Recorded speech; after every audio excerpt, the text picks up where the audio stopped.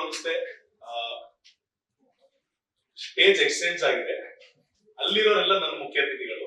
ಎಲ್ರಿಗೂ ಈ ಜಾಗ ಆಗಲ್ಲ. ಒಂದು ಇವೆಲ್ಲರೂ ನನ್ನವರು. ವೇದಿಕೆಯ ಕಾರ್ಯಕ್ರಮ ಅನ್ನೋದಕ್ಕಿಂತ ಇವತ್ತು ಈ ಕಾರ್ಯಕ್ರಮ ಸಾಧ್ಯ ಆಗ್ತಿರೋಂಥದ್ದು ನನ್ನಿಂದಲ್ಲ, ಬದಲಾಗಿ ನೀವೆಲ್ಲರೂ ಬಂದಿರೋದ್ರಿಂದ. ಆಮೇಲೆ ಸಿಂಧೂರ ನಾರ್ಕಂಡ ಕಾಶ್ಮೀರ ಬುಕ್ಕಿನ ಬಗ್ಗೆ ಹೇಳಬೇಕಂದ್ರೆ, ಎಷ್ಟೋ ಜನಕ್ಕೆ ಸಿಗದಿರೋ ಅವಕಾಶ ಸಿಕ್ಕಿದಾಗ ಸದುಪಯೋಗ ಮಾಡ್ಕೊಬೇಕು ಅಂತ ಹೇಳ್ಕೊಟ್ಟಿದ್ದಾರೆ. ಅಪ್ಸ್ ಅಂಡ್ ಡೌನ್ಸ್ ಇರ್ಲೇಬೇಕು ಅಂಡ್ ಡೌನ್ಸ್ ಅನ್ನು ಎಂಜಾಯ್ ಮಾಡ್ಬೇಕು ಅಂತ ನಮ್ಮಪ್ಪ ನಮ್ಮಮ್ಮ ಹೇಳ್ಕೊಡ್ಕೊಂಡ್ ಬಂದಿದ್ರು. Because that is what moulds you ಅಂತ ಹೇಳ್ತಾರೆ. ದೊಡ್ಡವ್ರು ಹೇಳ್ದಂಗೆ ಈಗ ಉಳಿಪೆಟ್ಟು ವಿಗ್ರಹ ಆಗುತ್ತೆ, ಅದನ್ನ ಅವರ ಕೆಲ್ಸದ ಮುಖಾಂತರ ತೋರಿಸ್ಕೊಂಡ್ ಬಂದಿದ್ದಾರೆ ನನ್ನ ತಂದೆ ತಾಯಿ. ಸೊ ಅದನ್ನ ಚಾಲ್ತಿಗೆ ತರಬೇಕು. ಅವರು ಏನೊಂದು ತ್ಯಾಗ ಮಾಡಿ ನನ್ಗೊಂದು ಅವಕಾಶವನ್ನು ಮಾಡ್ಕೊಟ್ಟಿದ್ರು ಅಪ್ಪ ಅಮ್ಮ ಅಂದಾಗ ಅದಕ್ಕೆ ಒಂದ್ ಹೆಸರು ನಾನು ತರಬೇಕು ಅಪ್ಪ ಅಮ್ಮನಿಗೆ. ಈಗ ನಮ್ ಸ್ಕೂಲ್ ಟೀಚರ್ಗಳಿದ್ದಾರೆ, ಕಾಲೇಜ್ ಮೇಸ್ಟರ್ಗಳಿದ್ದಾರೆ. ನಮ್ಮ ಅಪ್ಪ ಅಮ್ಮನಿಗೆ ಒಂದೇ ಕಂಪ್ಲೇಂಟ್ ಇರ್ತಾ ಇದ್ರು, ನಿಮ್ ಮಗ ಓದಲ್ಲ, ನಿಮ್ ಮಗ ಡಿಸ್ಟರ್ಬ್ ಮಾಡ್ತಾನೆ. ಏನೋ ಒಂದು ಕಂಪ್ಲೇಂಟ್ ಇರ್ತಿತ್ತು. ವಾರಕ್ಕೆ ಒಂದಿನ ನಮ್ಮ ತಂದೆ ತಾಯಿ ಪ್ರಿನ್ಸಿಪಲ್ ಚೇಂಬರ್, HM ಚೇಂಬರ್ ಬಂದು ಹೋಗುವಂತದ್ದು ಮಾತ್ರ ವಾಡಿಕೆ ಆಗಿತ್ತು. ಈ ಸಾರಿ ಪ್ರಾಬಬ್ಲಿ ನಮ್ಮಮ್ಮ ಇವತ್ತು ಒಂದಿನ ಆದ್ರೂ ನಾನು ಮೆಚ್ಕೊಂಬಂದೆ ನನ್ನ ಮಗ ಏನೋ ಮಾಡಿದಾನೆ ಅಂತ. ಸೊ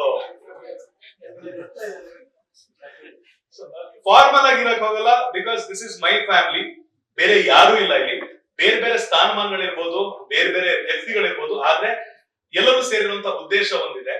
ಇವತ್ತು ಮೊದಲನೇದಾಗಿ ಇಲ್ಲಿ ಮಿಸ್ ಆಗಿರೋರ್ನ ನಾನು ಸ್ಮರಿಸಬೇಕಾಗುತ್ತೆ. ಈ ಬುಕ್ ಜೀವಂತ ರೂಪ ಪಡಿಬೇಕು ಅಂದ್ರೆ ಸಾವಣ್ಣ ಪಬ್ಲಿಕೇಶನ್ ಇಂದ ಜಮೀಲ್ ಅಣ್ಣ, ನಾನು ಕಾಶ್ಮೀರದಲ್ಲಿ ಇದ್ದಾಗ ಫೋನ್ ಮಾಡಿದ್ರು, ಬರೀರಿ ಅಂತ. ಜಮೀಲ್ ಅಣ್ಣ ಬಗ್ಗೆ ಹೇಳ್ಬೇಕಂದ್ರೆ ನೋಡೋದಿಕ್ಕೆ ಅಂಬರೀಷು, ಮಾತು ಅಂಬರೀಷು, ಹೃದಯನು ಅಂಬರೀಷ್ ತರ ಮಾತು ರಫ್ ಅವರು, ಬರೀರಿ ಮಾಡೋಣ ಅಂತ. ಸೊ ಅವ್ರ ಧೈರ್ಯ ಕೊಟ್ಟು. ಇನ್ನೊಂದು ನನ್ನ ಗೆಳೆಯ ವಿನಯ್ ಕಾಶ್ಯಪ್ನವ್ರ ಅಂತ ಇನ್ನೊಂದು ಚಾನಲ್ ಇದ್ದಾನೆ, ಅವನು ಫೋನ್ ಮಾಡಿ ಬರೀಲೇಬೇಕು ಬುಕ್, ಯಾಕಂದ್ರೆ ಎಲ್ರಿಗೂ ಅವಕಾಶ ಸಿಗಲ್ಲ ಬರೀಲೇಬೇಕು.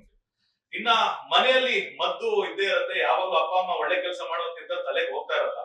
ನಮ್ಮಪ್ಪ ಈ ಸರಿ ಬರ್ಸ್ಬಿಡೋ ಒಂದ್ ರೌಂಡ್ ನೋಡೋಣ ಅಂದ್ರು. ಸೊ ಆ ಮಾತಿಂದ ಇವತ್ತು ಈ ಬುಕ್ಗೆ ಜೀವ ಬಂದಿದೆ ಅಂತ ಹೇಳ್ಬೋದು. ಇಲ್ಲಿ ಬುಕ್ ಜೀವ ಬರೋದಕ್ಕೆ ಸಾಕ್ಷಿಯಾದ ನನ್ನ ಫ್ಯಾಮಿಲಿ ಒಂದ್ ಕಡೆ ಆಗುತ್ತೆ. ಒಂದು ಸಂಸ್ಥೆ ನಂಬಿಕೆ ಇಟ್ಟು ಕಳಿಸುತ್ತೆ ಅಂದಾಗ ಆ ನಂಬಿಕೆಯನ್ನ ಉಳಿಸಿಕೊಂಡು ಮತ್ತೆ 16 ಅಸೈನ್ಮೆಂಟ್ ಗಳನ್ನ ಗಳಿಸಿಕೊಳ್ಳುವಂತ ಉದ್ದೇಶ ನಂದಾಗಿದೆ. ₹100 ಇನ್ವೆಸ್ಟ್ ಮಾಡ್ತೀರ ಅಂದಾಗ ₹1000 ಮಾಲ್ ಆಗ್ಬೇಕು ನಾವು. ಸೊ ಆ ₹1000 ಮಾಲ್ ನಾನಾಗ್ಬೇಕು ಅಂತ ಆಸೆ ಇತ್ತು. ಅನೇಕ ಆಯಾಮಗಳಲ್ಲಿ ಒಂದಿಷ್ಟು ಹೆಚ್ಚುವರಿ ಜವಾಬ್ದಾರಿಗಳನ್ನ ನೀಡಿದೆ, ಅವಕಾಶಗಳನ್ನ ನೀಡಿದೆ. ಯಾರಿಗೂ ಸಿಗದಿರಂತ ಒಂದಿಷ್ಟು ಅವಕಾಶಗಳು ಸಿಕ್ಕಿದಾಗ ಅದನ್ನ ಸದುಪಯೋಗ ಪಡಿಸ್ಕೊಳ್ಳುವಂತ ಟೈಮ್ ನಂದಾಗಿತ್ತು ಅಂತ ಮಾತ್ರ ಹೇಳ್ಬೋದು. ಅದ್ರ ಜೊತೆಗೆ ಪ್ರಕಾಶಕರು ಸಾಥ್ ಕೊಟ್ಟಿದ್ರು. ಬುಕ್ ಬರಿಬೇಕು, ಸ್ಟಾರ್ಟ್ ಮಾಡ್ಬೇಕು ಅಂದಾಗ ಇಬ್ಬರು ಸಣ್ಣ ಮಕ್ಕಳಿದ್ದಾರೆ, ಮಕ್ಕಳನ್ನ ನೋಡ್ಕೊಳ್ಳೋ ಜವಾಬ್ದಾರಿ ನನ್ನ ಹೆಂಡತಿಗೆ, ನನ್ನ ತಂದೆ ತಾಯಿ ಕೊಟ್ಟಿದ್ದೆ. At some point of time ನಮ್ಮ ಕೆರಿಯರ್ ಗೆ ಹೆಲ್ಪ್ ಮಾಡೋದಕ್ಕೆ ನಮ್ಮ ಫ್ಯಾಮಿಲಿ ಮಾಡುವಂತ ತ್ಯಾಗದ ಮುಂದೆ ನಮ್ಮ ಸಾಹಸ ಅಥವಾ ನಮ್ಮ ಗೆಲುವು ಏನಲ್ಲ, it what ever I am today, ಒಂದು ಅಪ್ಪ ಅಮ್ಮನ ಆಶೀರ್ವಾದ, ಎರಡನೇದು ಅವರ ಮಾಡಿದ ಪುಣ್ಯದ ಕರ್ಮಗಳನ್ನ ಇವತ್ತು ನಾನು ತಿಂತಾ ಇದ್ದೀನಿ ಅಂತ ಧೈರ್ಯವಾಗಿ ಹೇಳ್ಕೊಂಡು, ಎರಡನೇದು ಫ್ಯಾಮಿಲಿ ನಮಗೋಸ್ಕರ ಏನ್ ಬಿಟ್ಕೊಟ್ಟಿದೆ ಅದು, ಇನ್ನೊಂದು ಸೊಸೈಟಲ್ ಸೆಟಪ್ ನನ್ನನ್ನ ಎಲ್ಲಿ ಅಪ್ಬ್ರಿಂಗಿಂಗ್ ಆಯ್ತು, ನಾನು ಆ ತತ್ವಗಳನ್ನ ನಂಬ್ತೀನಿ. I believe in equality. ಯಾರು ದೊಡ್ಡವರಲ್ಲ, ಯಾರು ಸಣ್ಣವರಲ್ಲ ಅಂತ ಓದಿರೋದ್ ಕೇಳಿರ್ತೀವಿ. ಅದೇ ತರ ಈ ಕಾಶ್ಮೀರ ಇನ್ನೊಂದು ವಿಚಾರ ಹೇಳ್ಕೊಡ್ತು, ಸೆಕ್ಯುಲಾರಿಟಿ ಅನ್ನೋದನ್ನ ಹೇಳ್ಕೊಡ್ತು. ನಾನಿರುವಂತ ದೇಶ ಸೆಕ್ಯುಲರ್ ಆಗಿದೆ. ಆ ಬುಕ್ ನಲ್ಲಿ ಒಂದೇ ಒಂದು ಲೈನ್ ಮಾತ್ರ ನಾನು ಹೇಳಕ್ ಇಷ್ಟಪಡ್ತೀನಿ. ಒಂದಿಷ್ಟು ಆಲೋಚನೆಗಳಿರ್ತವೆ. ಮುಸ್ಲಿಮರು ಜಾಸ್ತಿ ಇದ್ದಾರೆ, ಹೋಗಿದ್ ಕಡೆ ನಮ್ಮನ್ನು ಹೊಡೆದು ಸಾಯಿಸ್ಬಿಡ್ತಾರೆ, ಅವರೇ ನಮ್ಮನ್ನು ಸಾಯಿಸ್ಬೋದು, ನಾವಿರೋ ಜಾಗ ಅವರೇ ತಿಳಿಸ್ಬೋದು. ಆದ್ರೆ ಮುಸಲ್ಮಾನರ ಪ್ರೇಯರ್ ನಲ್ಲಿ ಲಾ ಇಲಾಹ ಇಲ್ಲಲ್ಲಾ ಮುಹಮ್ಮದ್ ರಸೂಲುಲ್ಲಾ ಅಂತ, ಇದನ್ನ ಗೊಂಡೋಲಾದಲ್ಲಿ ಬರುವಂತ ಸಂದರ್ಭದಲ್ಲಿ ಒಬ್ಬ ಮೌಲ್ವಿ ಅಥವಾ ಮುಸ್ಲಿಮರಲ್ಲಿ ತಾತ ಗಡ್ಡ ಬಿಟ್ಟಿದ್ದಾರೆ, ಮೀಸ ಇಲ್ಲ, ಟೋಪಿ ಹಾಕಿದ್ದಾರೆ, ಅವರಿಗೆ ನಿನ್ ಶ್ಲೋಕ ನಾನ್ ಹೇಳ್ತೀನಿ ಕೇಳಿಸ್ಕೊ ಅಂದಾಗ, ನಿನ್ನ ಶಿವ ಬೇರೆ ಅಲ್ಲ, ನನ್ನ ಅಲ್ಲ ಬೇರೆ ಅಲ್ಲ ಅಂತ ಎರಡು ಕೈನ ತಲೆ ಮೇಲೆ ಇಟ್ಟು ತಗೊಳ್ತಾರೆ. ನನಗದು ಎಮೋಷನಲ್ ಆಗುತ್ತೆ. ಯಾಕೆ? ಮೊದ್ಲೇ ಅಪ್ಪ ಅಮ್ಮ ದೂರ ಇದ್ದಾರೆ, ಫ್ಯಾಮಿಲಿ ದೂರ ಇದೆ, ಇಲ್ಲಿ ಯಾರೋ ತಾತ ತಪ್ಕೊಳ್ತಾ ಇದ್ದಾನೆ, ಮುತ್ಕೊಡ್ತಾ ಇದ್ದಾನೆ, ಆಶೀರ್ವಾದ ಮಾಡ್ತಿದ್ದಾನೆ. ಸೊ ಇದನ್ನೆಲ್ಲ ನೆನ್ಸ್ಕೊಂಡಾಗ ಧರ್ಮವನ್ನ ನಾವು ಕಟ್ಕೊಂಡಿರ್ಬೋದು, ಇತಿಹಾಸ ಕಟ್ಟಿರ್ಬೋದು, ಆದ್ರೆ ಭಗವಂತನ ಸೃಷ್ಟಿಯಲ್ಲಿ ಎಲ್ಲ ಒಬ್ಬನೇ ಮನುಷ್ಯ, ಒಬ್ಬನೇ ಅನ್ನೋದನ್ನ ಆ ಸಿಚುವೇಶನ್ ನನಗೆ ಅರ್ಥ ಮಾಡಿಸ್ತು. ಈ ಜಾತಿ ಧರ್ಮ ಎಲ್ಲವನ್ನ ಬಿಟ್ಟು ಅವನ ಮೈಯಲ್ಲಿರೋ ರಕ್ತ ನನ್ನ ಮೈಯಲ್ಲಿದೆ, ನನ್ನ ಮೈಯಲ್ಲಿರೋ ರಕ್ತ ಅವನ ಮೈಯಲ್ಲಿದೆ ಅಂತ ಆ ತಾತ ಹೇಳ್ತಾರೆ. ಇನ್ನೊಂದ್ ಕಡೆ ಉರಿಯ ಚೆರುಂಡ ಅಂತ ಒಂದ್ ಜಾಗದಲ್ಲಿ ಇದೀನಿ, ಇಡೀ ಊರೇ ಕಾಲಿದೆ. ಒಂದ್ ಸ್ವಲ್ಪ ಭಯ ಆಯ್ತು. ಯಾಕಂದ್ರೆ ಈಗ ಎಲ್ರಿಗೂ ಆಸೆ ಇರುತ್ತೆ, ನಾನ್ ದೊಡ್ಡವನ್ ಆಗ್ಬೇಕು, ನಾನ್ ಫೇಮಸ್ ಆಗ್ಬೇಕು, ಮನೆ ಕಟ್ಟಬೇಕು. ಎಲ್ಲಾರನ್ನು ಬಿಟ್ಬಿಟ್ಟು ಇಲ್ಲಿ ಯುದ್ಧ ನಡೆಯೋ ಜಾಗಕ್ಕೆ ಬಂದಿನಿ, ಒಬ್ಬನೇ ಒಬ್ಬ ತಾತ ಸೈಲೆಂಟ್ ಆಗಿ ಬಂದ. ಇವ್ನು ಏನ್ ಮಾಡಕ್ ಬರ್ತಾವನೆ ಅಂತ ಗೊತ್ತಿಲ್ಲ ತಾತ. ನಮ್ಮನೆ ಬರೋ ಸರಿ ನಾವ್ ಇಲ್ಲಿದೀವಿ, ನೀನ್ ಇಲ್ಲಿದ್ಯಾ, ನಿಂಗೆ ಬುದ್ಧಿ ಇಲ್ವಾ? ಸೊ ಓಕೆ, ಬೈದು ವಾಪಸ್ ಕಳ್ಸೋದಕ್ಕೆ ಬಂದಿದ್ದಾರೆ ಅನ್ನೋದು ಗೊತ್ತಾಗ. ಅಲ್ಲಿಗೆ ಅವರು ಇರುವಂತ ಕಾನ್ಫ್ಲಿಕ್ಟ್ ಏರಿಯಾ ಏನಿದೆ ಅದನ್ನ ಪೂರ್ಣ ಪ್ರಮಾಣದಲ್ಲಿ ಮಾಧ್ಯಮದಲ್ಲಿ ತೋರ್ಸೋದಕ್ಕೆ ಆಗಲ್ಲ.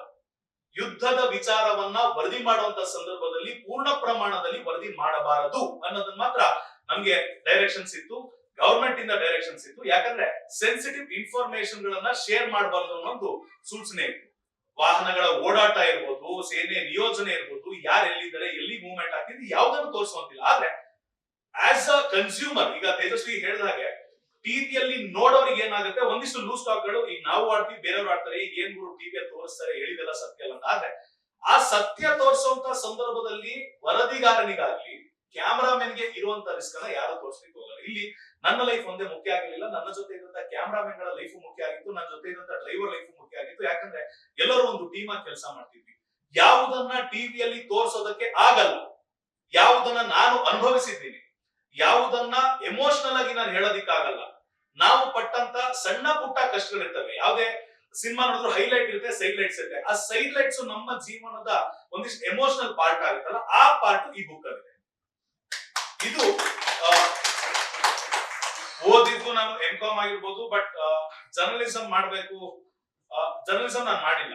ಬಟ್ ಒಂದು ಮಾತ್ರ ನಾನು ನಂಬಿರೋದು, ಯಾವುದೇ ಕೆಲಸ ಖುಷಿಯಿಂದ ಮಾಡಿದಾಗ ಬೇರೆಯವರ ತೃಪ್ತಿಗಲ್ಲ, ನನ್ನ ಆತ್ಮ ತೃಪ್ತಿಗೆ ನಾನು ಮಾಡಿದಾಗ. ಶೋಭಾ ಮೇಡಮ್ ಹೇಳಿದ್ರು, ಆಯಿಷಾ ಮೇಡಮ್ ಹೇಳಿದ್ರು, ವಿಜಯ್ ರವರ ಮಗನಾಗಿ ಗುರುತಿಸ್ಕೊಳಕ್ ನನ್ಗೆ ಹೆಮ್ಮೆ ಇದೆ. ಸೊ ಇವತ್ತು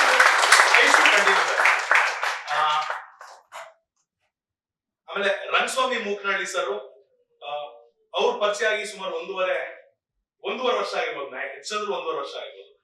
ಮಾತುಕತೆ ಇಬ್ಬರದು ಕಡಿಮೆ. ಸರ್ ಬೆನ್ನುಡಿ ಬರ್ಕೊಡ್ತೀರಾ, ಬೆನ್ನುಡಿ ಬರ್ಕೊಳ್ಳ, ಮುನ್ನುಡಿ ಬರ್ಕೊಳ್ಳ, 2 ಬರ್ಕೊಳ್ಳ ನನ್ನ ಚಾಯ್ಸ್ ಕೊಟ್ರು. ಏನು ಅಲ್ಲದ ಒಬ್ಬ ಯುವ ಪತ್ರಕರ್ತನಿಗೆ ಇಷ್ಟು ಬೆನ್ತಟ್ಟಿ ಪ್ರೋತ್ಸಾಹ ಮಾಡಿದ್ರು ಅಂದ್ರೆ, ಮೈಸೂರಿಂದ ನಮಗೋಸ್ಕರ ಬಂದ್ರು ಅಂದ್ರೆ, ಅದು ವಾಪಸ್ ನಾನು ಹೇಳೋದು ನನ್ನ ಅಪ್ಪ ಅಮ್ಮನ ಮಾಡಿದ ಆಮೇಲೆ ವೆಂಕಟೇಶ್ ಸರ್, ಇಲ್ಲಿ ನಾನು ವರದಿ ಮಾತ್ರ ಮಾಡಿದ್ದೆ. ವೆಂಕಟೇಶ್ ಸರ್ ಬಗ್ಗೆ ಒಂದು ಮಾತಾಡ್ಬೇಕು. ರಜೌರಿ, ನಾನು 15 ದಿನ ಕಾಶ್ಮೀರಲ್ಲಿದ್ದೆ, ಜಮ್ಮುವಲ್ಲಿದ್ದೆ, ಅಲ್ಲಿರುವಂತಹ ರಿಸ್ಕ್ ಫ್ಯಾಕ್ಟರ್ ಅನ್ನೋದು ಗೊತ್ತಿತ್ತು. ರಜೌರಿ ಅನ್ನೋ ಒಂದು ಜಾಗದಲ್ಲಿ, ಜಮ್ಮುವಿನ ಹತ್ರ ಇರುವಂತಹ ರಜೌರಿ ಜಾಗದಲ್ಲಿ ಉಗ್ರರು ಅಡಗಿ ಕೂತಿದ್ರು ಅನ್ನೋದು ಮಾಹಿತಿ ಇತ್ತು. ಕ್ಯಾಪ್ಟನ್ ಪ್ರಾನ್ಸಲ್ ಅವರ ತಂಡ ಅವರನ್ನ ಕಾರ್ಡನ್ ಆಫ್ ಮಾಡೋದಕ್ಕೆ, ಅಂದ್ರೆ ಆ ಉಗ್ರರನ್ನ ವಶಕ್ಕೆ ಪಡೆಯೋದು ಅಥವಾ ಸಾಯಿಸೋದು, ಎರಡರಲ್ಲಿ ಒಂದು ಡಿಸೈಡ್ ಆಗಿ ಹೋಗಿರುತ್ತೆ ಟೀಮ್. ಆವಾಗ ಒಬ್ಬ ಯೋಧನ ಮನಸ್ಸು ಯಾವ ರೀತಿ ಇರುತ್ತೆ ಅಂದ್ರೆ, ಇರುವಂತ ಒಬ್ಬ ಮಗನನ್ನ ಸೇನೆಗೆ ಅಪ್ಪ ಅಮ್ಮ ಕಳ್ಸಿಕೊಟ್ಟಿದ್ದಾರೆ. ಆ ಮಗ ಆ ಒಂದು ಲೀಡರ್ಶಿಪ್ ತೆಗೆದುಕೊಳ್ತಾರೆ, ಉಗ್ರರನ್ನ ಹೊಡೆದಾಕ್ತಾ ಇದ್ದಾರೆ, ಆ ಗುಂಡಿನ ದಾಳಿ ನಡೀತಾ ಇದೆ.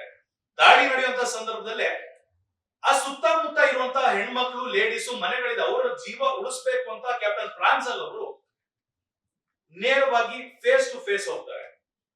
ಉಗ್ರರ ಗುಂಡನ್ನ ತಿಂತಾರೆ, ವೀರಮರನ್ನ ಹೊಂತಾರೆ.